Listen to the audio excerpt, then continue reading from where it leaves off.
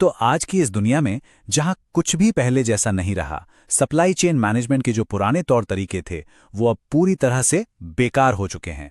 चलिए आज इसी पर बात करते हैं और समझते हैं कि ये सब क्यों हो रहा है। देखिए, दशकों तक ना एक ही चीज पर जोर था, एफिशिएंसी। मतलब लागत कम करो, स्पीड बढ़ाओ, बस। लेकिन अब पूरा खेल ही पलट गया है। अब बात सिर्फ स्पीड की नहीं, बल्कि रेजिलियंस की है। मतलब आपका सिस्टम कितना लचीला है, कितनी बड़ी मुश्किल झेल सकता है। टिके रहना है तो इसी पर ध्यान देना होगा। अब देखिए, इसका मतलब ये बिल्कुल नहीं है कि बस गोदामों में माल भरते जाओ। नहीं, इसका मतलब है स्मार्ट तरीके से तैयारी करना, किसी भी रुकावट के लिए पहले से प्लान करके चलना। ये कुछ वैसा ही है जैसे हम घर पे कुछ एक्स्ट्रा सामान रखते हैं ना, कि अचानक कोई मेहमान आ जाए तो दिक्कत ना हो। बस वही बात है। अच्छा, अब आते हैं जोखिम यानी रिस्क के गणित पर। क्योंकि जिस तरह से कंपनियां अब तक रिस्क को कैलकुलेट करती आई हैं ना, वो तरीका अब खतरनाक रूप से आउटडेटेड हो चुका है। तो यहां पर एक बहुत जरूरी बात समझने वाली है। ज्यादातर कंपनियां क्या करती हैं, वो कस्टमर की डिमांड के हिसाब से अपना रिस्क तय करती हैं। लेकिन जब कोई संकट आता है, कोई बड़ी मुसीबत आती है, तब असली खतरा कस्टमर की तरफ से नहीं बल्कि सप्लायर की तरफ से आता है। मार्केट में टिके रहने के लिए अब एक ऐसे फॉर्मूले की जरूरत है जो सिर्फ डिमांड ही नहीं बल्कि इस बात का भी हिसाब रखे कि सप्लायर से माल आने में असल में कितना वक्त लग सकता है। मतलब लीड टाइम में कितनी गड़बड़ हो सकती है। इसे ऐसे समझिए, जैसे त्योहारों के टाइम पर हम कोई ऑनलाइन ऑर्डर करते हैं।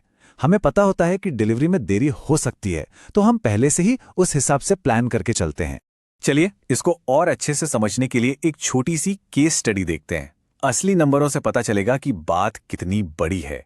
तो देखिए, अगर सिर्फ कस्टमर की डिमांड के उतार चढ़ाव को देखें तो सीधा साधा गणित यह कहता है कि करीब 450 यूनिट का सेफ्टी स्टॉक रखना चाहिए। सुनने में तो बड़ा सिंपल लगता है ना, लेकिन कहानी में ट्विस्ट यहीं आता है। सोचिए, अगर शिपमेंट आने में सिर्फ 5 दिन की भी देरी हो गई तो क्या होगा। इसका मतलब है कि हर एक दिन की देरी पर आपके पास 500 यूनिट्स कम पड़ जाएंगी। ये एक बहुत बहुत बड़ा झटका है। और जैसे ही हम सप्लायर की तरफ से होने वाली इस देरी को अपने कैलकुलेशन में शामिल करते हैं तो देखिए क्या होता है। जरूरी सेफ्टी स्टॉक लगभग 10 गुना बढ़ जाता है। यही है असली रेजिलियंस की कीमत। अब जाहिर सी बात है, इतना ज्यादा एक्स्ट्रा स्टॉक रखने का मतलब है कि बहुत सारा पैसा ब्लॉक हो जाएगा। तो क्या इसका कोई बेहतर, कोई स्मार्ट तरीका है? बिल्कुल है, चलिए देखते हैं। तो इसका जवाब सिर्फ इन्वेंट्री बढ़ाना नहीं है। इसका जवाब है एक तेज ऑप्शन तैयार रखना, जिसे कहते हैं बेस एंड सर्ज स्ट्रैटेजी। इसे आप अपनी गाड़ी की स्टेपनी की तरह समझ सकते हैं। मतलब वो स्पेयर टायर, आपको उसकी रोज जरूरत नहीं पड़ती, लेकिन जब पड़ती है तो वो जिंदगी बचा लेता है।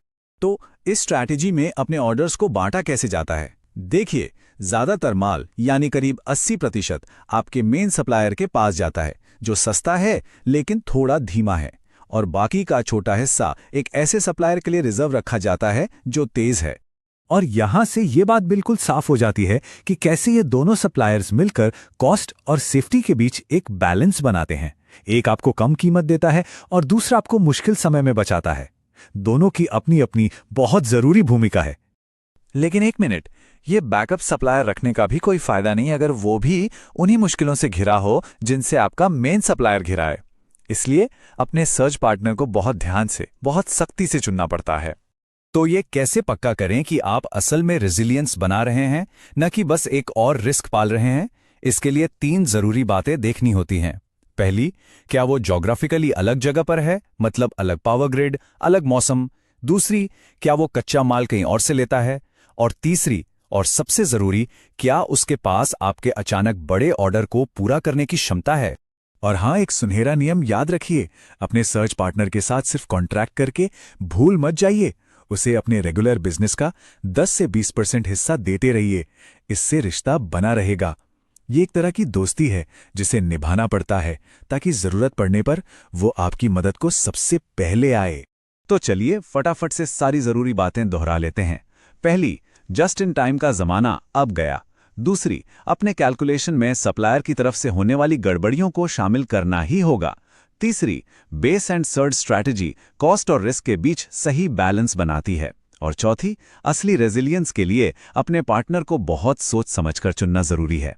तो देखिए, अपने तरीकों को आज की सच्चाई के हिसाब से परख कर और एक तेज रिस्पॉन्स वाली सर्च कैपेबिलिटी बनाकर सप्लाई चेन की इस अनिश्चितता को एक खतरे से एक मजबूत कंपेटिटिव एडवांटेज में बदला जा सकता है। तो आखिर में सवाल यही है, क्या आपकी सप्लाई चेन गुजरे हुए कल के लिए बनी है या आने वाले कल के लिए?